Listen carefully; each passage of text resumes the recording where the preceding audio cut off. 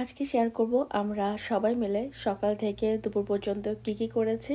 তো এই সকালবেলা আমি ব্রেকফাস্ট দিয়ে দিয়েছি। ব্রেকফাস্টে ছিল কুরবানির বিফ রান্না করা ছিল, আমি ডিম পোস্ট করে নিয়েছি। মামি তো অনেক ডেজার্ট বানিয়ে নিয়ে এসেছিলো আমার জন্য, আমিও পায়েস রান্না করেছিলাম। তো সব কিছু মিলে সবাই ব্রেকফাস্ট করে নিয়েছি।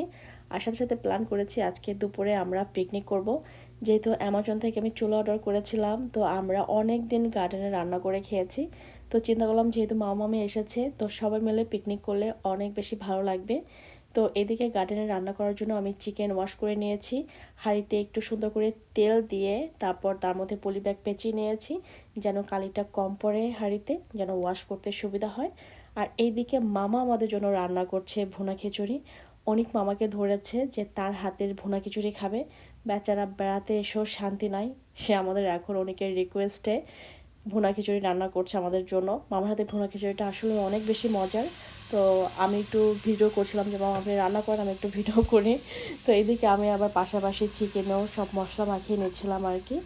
কারণ যেহেতু বাইরে রান্না করব, আমি চাচ্ছি বাসা থেকে সব মশলা একবারে মাখিয়ে নিয়ে যেতে, যেন আমাদের জন্য সহজ হয়। কারণ সব মশলা নিয়ে গেলে এখন যেহেতু আমি বাসার ভিতরে একটু রান্না করব, আসলে আমার প্ল্যান ছিল আমি কী রান্না করব এটা আগেই প্ল্যান করে রেখেছিলাম। কিন্তু মানে কোরবানিতে অনেক বিফ রান্না করেছিলাম, মামি অনেক রান্না করে নিয়ে এসেছে, আমার রান্না ছিল, সব কিছু মিলে খাবারই শেষ হচ্ছে না।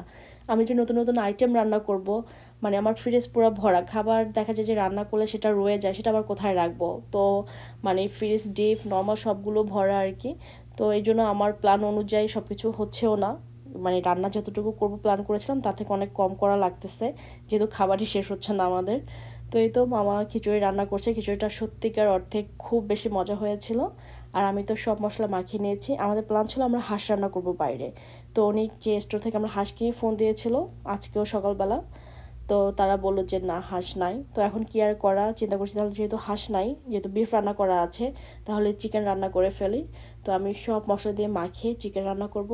আর রান্না করব আমরা গতকালকে বিকেলেই সবাই মিলে গার্ডেন থেকে লাল শাক কেটেছিলাম, সেই লাল শাক চিংড়ি মাছ দিয়ে রান্না করব।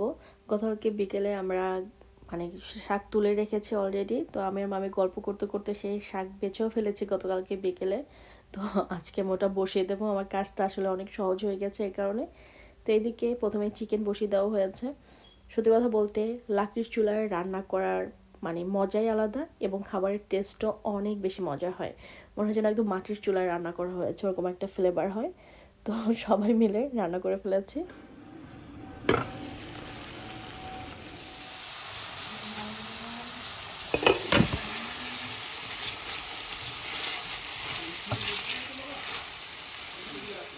কেন মেহেরিস কান্না করে, কেন কান্না?